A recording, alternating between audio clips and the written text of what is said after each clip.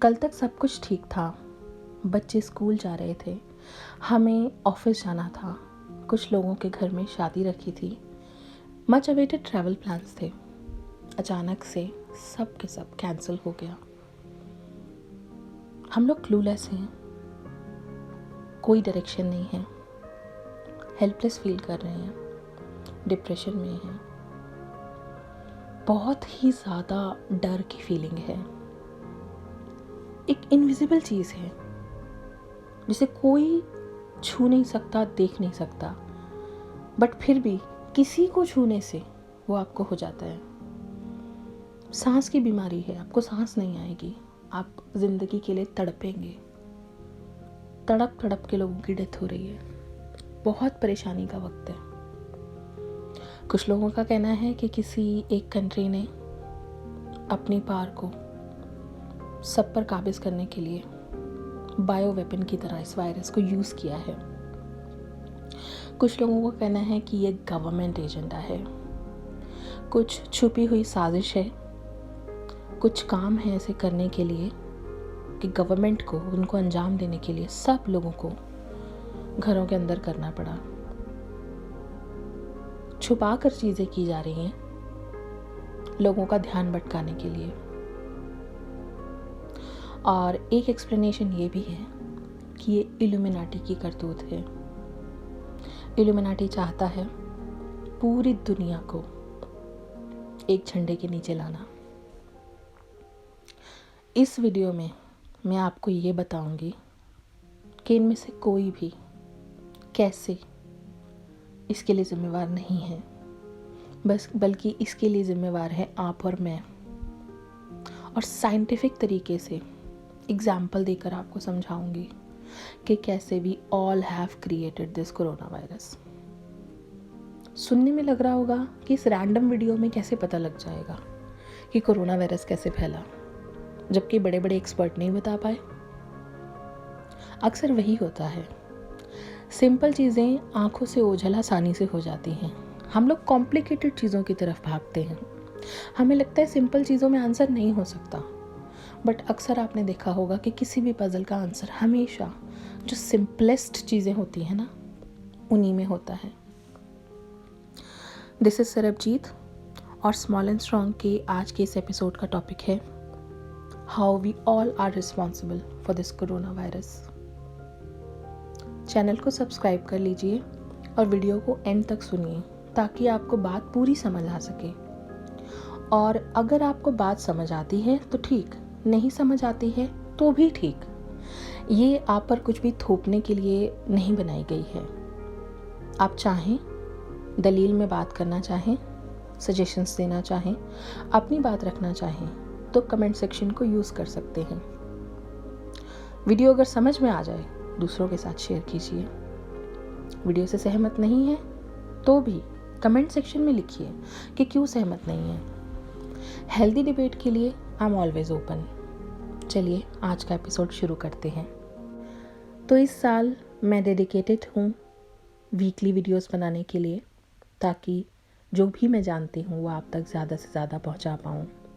और जब आप इस चैनल को सब्सक्राइब करेंगे तो मुझे हिम्मत मिलेगी कि नहीं, मैं ठीक काम कर रही हूँ। चलो अब टॉपिक पे आते हैं। आपको याद है लास्ट ईयर के अराउंड एंड में सबसे ज़्यादा पॉपुलर टॉपिक क्या था? Australia bushfire. ऑस्ट्रेलिया के जंगलों में आग लगी हुई थी।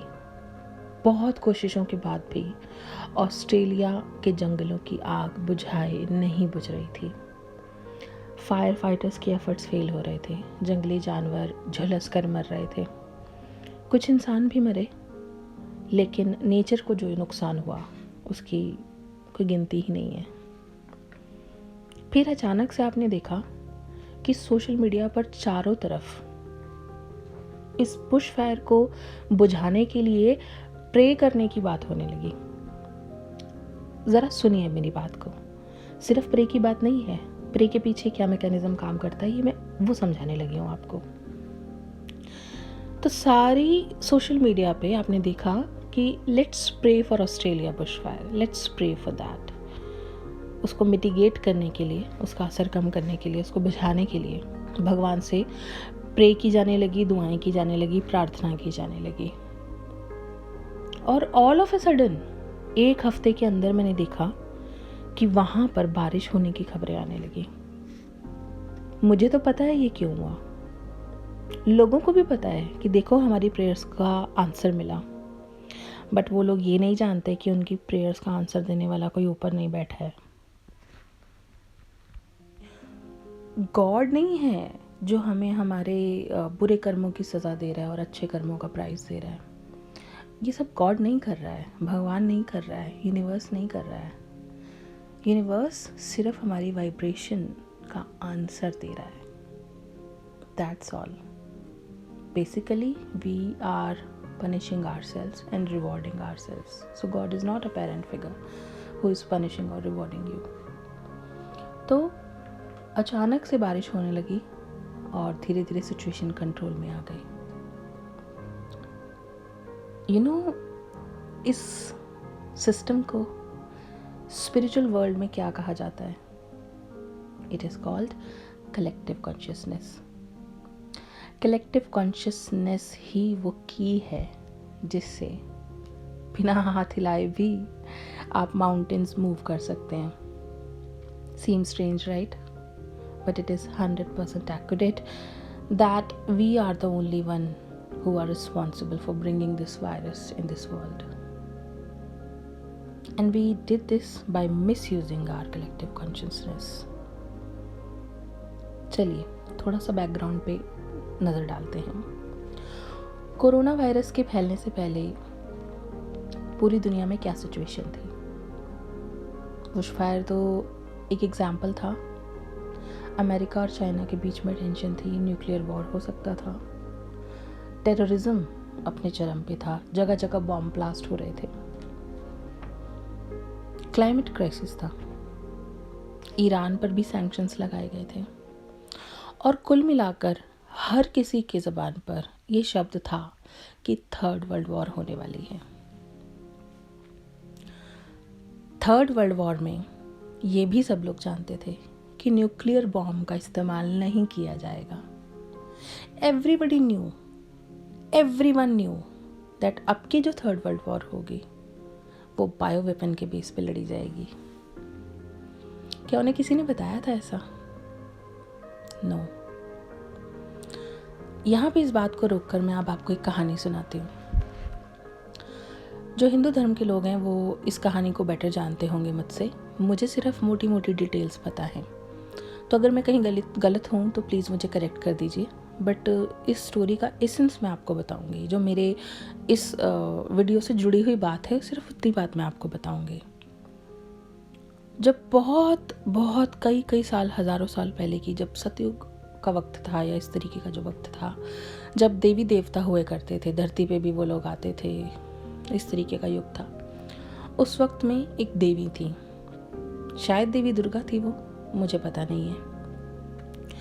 तो एक बार एक ऐसा वक्त आया कि सुर और असुर के बीच में एक संघर्ष छिड़ गया।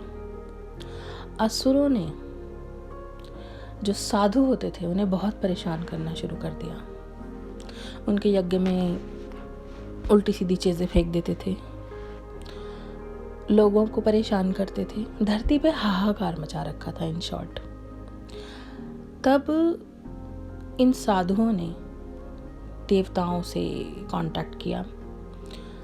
देवताओं ने शायद ब्रह्मा जी से कांटेक्ट किया। तो उन्होंने कहा कि देवी शक्ति ही बचा सकती हैं, वही कर सकती हैं जो भी कर सकती हैं, it's not in our hands. पर देवी शक्ति जो थी वो लड़ नहीं पा रही थी इन असुरों के खिलाफ। तब उन्होंने उन्हें सुझाया कि देवी शक्ति के पूजा करने वाले लोग कम हैं, जैसे जैसे इनकी पूजा करने वाले लोग ज़्यादा होते जाएंगे, इनकी देवी शक्ति की शक्ति बढ़ती जाएगी और तभी असुरों का नाश कर पाएंगी। मोटी बात इस स्टोरी की ये है। तो लोग उनकी पूजा करने लगे और उससे देवी शक्ति को शक्ति मिली और उन्होंने असुरों का संहार किया। तो फास्ट फॉरवर्ड आज की डेट में आ जाइए आप। यही है कलेक्टिव कॉन्शियसनेस। एक थॉट है, उस थॉट को हम लोग पावर देते हैं। गुरुद्वारों में, मंदिरों में, जहाँ पे भी लोग इकट्ठे होकर प्रे करते हैं, जैसे सिखिज्म में उसे सात संगत कहा जाता है, इकट्ठे होकर एक थॉट के ऊपर कितने ही लोग फोकस करते हैं। जैसे नमाज के बारे में बात की जाती है कि एक ही वक्त पर जो जहाँ होता है वो वहीं रुक के नमाज पढ़ता है। कलेक्टिव कॉन्शियसनेस, एक वक्त, एक थॉट, एक पावर, एक इच्छा शक्ति। तो क्या उस थॉट को कभी कोई हरा पाएगा? It's impossible. जब कोई टीम मैदान में उतरती है खेलने के लिए, वो इंडिविजुअल नहीं होते, एक थॉट होता है, जीत, और सबके सब लोग एक ही वक्त पर एक ही थॉट को पार देते हैं। That is called collective consciousness. हम लोगों ने भी वही किया। कोरोना वायरस के आने से पहले ही पूरी दुनिया में हड़कंप मचा हुआ था। लग रहा था, समझ में आ रहा था कि जिंदगी भाग कैसे रही है। ऑल ऑफ ए सडन जिंदगी की रफ्तार ना बहुत तेज हो गई थी। पिछले कई सालों के मुकाबले पिछले कुछ सालों में, पिछले 4 से 5 से 7 सालों में लाइफ एकदम से इरिटेटिंग हो गई थी। वक्त ही नहीं मिल रहा था किसी चीज़ के लिए। डिप्रेशन बनता जा रहा था, रिश्ते टूट रहे थे, लोगों को परेशानी होने लगी थी, घुटन होने लगी थी अपनी जॉब्स में, अपने रिलेशनशिप्स में। इन शॉर्ट, ऑल ओवर लोगों को कुछ भी पसंद नहीं आ रहा था और एक अजीब सा फियर था कि दुनिया में कुछ होने वाला है। अगर आप याद करें कोरोना वायरस से पहले का वक्त, तो हर वक्त एक सैड सी, एक निराशा वाली चीज़ें आसपास आपको सुनाई देती थी। लाइक यहाँ रेप हुआ, वहाँ बॉम्ब फटा, यहाँ पे टेरर अटैक हुआ, और भी बहुत सारी चीज़ें। और हर कोई ये कहता था कि यार दुनिया ख़त्म हो जानी चाहिए। और मैं पर्सनली उन लोगों को जानती हूँ, कहा करते थे वो, यार एक बार ना पूरी दुनिया ख़त्म हो जाए। और एक इंसान नहीं, कई इंसानों ने ये बात मुझे कही थी कि यार ऐसा होता है कि एक बार को ना पूरी दुनिया ख़त्म हो जाए और एक फिर से ना एक नई शुरुआत हो जिसमें कामनेस हो। कभी कभी मुझे भी ऐसा लगता था कि यार रीसेट बटन नहीं है क्या कोई दुनिया का।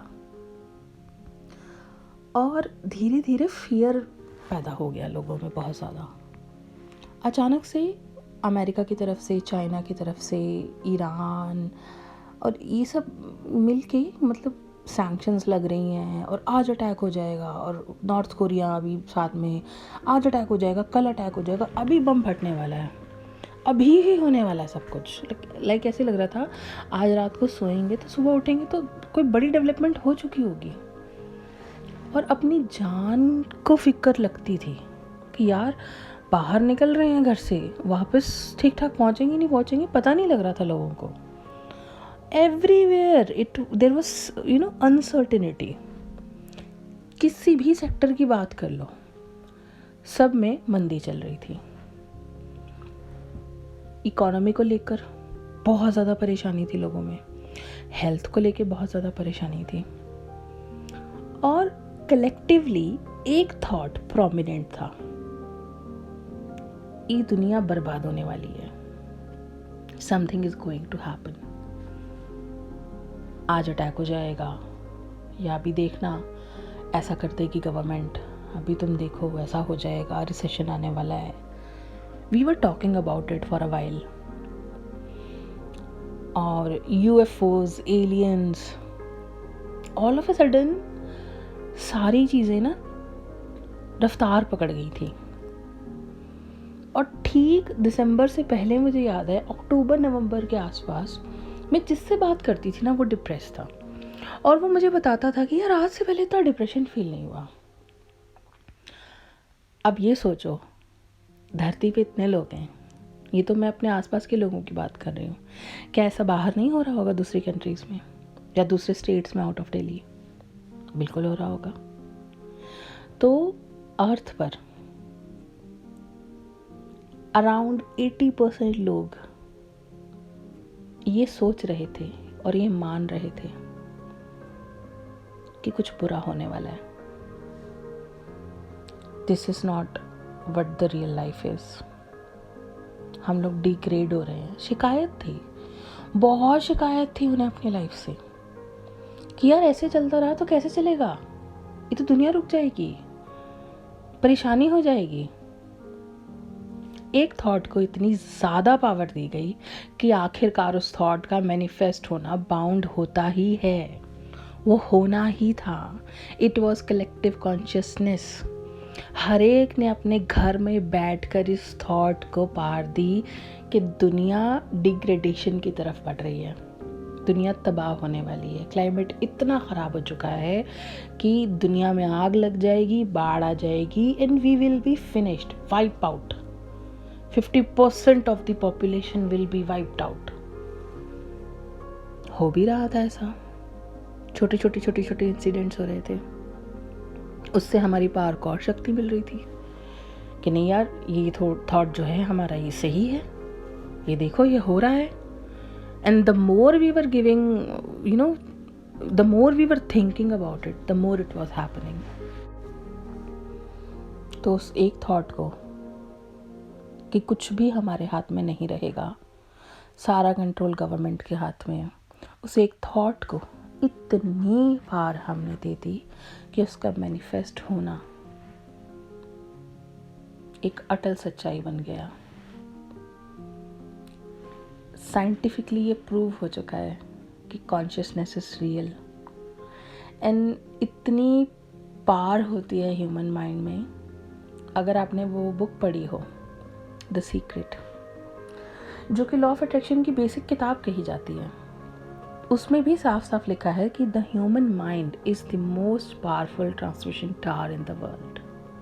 तो जब एक human mind most powerful tower है और मोस्ट पावरफुल ट्रांसमिशन कर सकता है, तो जब इतने सारे ह्यूमन माइंड्स एक ही थॉट को ट्रांसमिट करेंगे, ओ माय गॉड, क्या होगा? Corona virus. हमने घर पे बैठे बैठे खाना पकाते पकाते सोच के ये चीज़ें अपने ऊपर लाद ली। हमने ऑफिस जाते हुए अनकॉन्शियस माइंड में ये चीज़ें सोच कर इनको रूप दे दिया। See, when we are thinking about something, universe is taking screenshots of our thoughts, and then it uses these screenshots as a reference to deliver to you what you want. Universe की dictionary में ना एक ही word है, yes. आपने कहा I am getting late, universe कहेगा yes you are getting late. All universe knows is you and late. इसकी बजाय आप ये भी तो कह सकते थे ना, यार आप मैं टाइम पे पहुंच जाऊं, ये कहने की बजाय कि यार मैं लेट ना हो जाऊं। What universe knows is you and time पर। तो यूनिवर्स की डिक्शनरी में सिर्फ एक ही वर्ड है यस। जो भी आप चीज़ कहेंगे it will be multiplied, so be very careful. यही रीज़न हम कोरोना वायरस अपने ऊपर लेकर आए हैं। अरे हर कोई तो बोलता था आज के खाने में है ही क्या, आजकल के खाने में इतना जहर है, पता नहीं हमारे अंदर क्या क्या जाता होगा। तो चला गया वो अंदर हमारे, वो रास्ता बन गया। Trust me, you can fight this, you can fight this. आज भी कोरोना वायरस को हराया जा सकता है और हमें किसी भी चीज़ से ज़्यादा ना अपनी विल पावर की ज़रूरत है, अपने माइंड की ज़रूरत है। हमें प्रिकॉशन लेनी है, हमें डरना नहीं है। The more you will fear, the more you will be giving power to this thought of fear. डर को भूल जाओ, ज़रा ये सोचो, hell I am taking every precaution. अब कोरोना वायरस के ख़त्म होने के अलावा और कोई चांस ही नहीं है, और कुछ हो ही नहीं सकता। It can not happen, it will die, इसको मरना ही पड़ेगा। Why? Because I'm taking every precaution. Simple maths. Take every possible precaution, but without fear. Think yourself as a warrior. अभी तो ये कोरोना वायरस ट्रीट हो जाए, इसी कलेक्टिव कॉन्शियसनेस को यूज़ करते हुए मैं सिखाऊंगी आपके अब क्या क्या अपनी ज़िंदगी में मैनिफेस्ट कर सकते हैं। एक एक चीज़ स्पेसिफिकली वैसी ही आपको मिलेगी जैसी आपको चाहिए, बट पहले इस कोरोना वायरस से निपटते हैं। वीडियो एंड तक सुनने के लिए बहुत बहुत थैंक यू। कुछ क्लियर ना हुआ हो ना, कमेंट में छोड़ दीजिए, मैं अगले सैटरडे की वीडियो में वो क्लियर कर दूंगी। Thank you so much for listening. This is Sarabjit. Bye.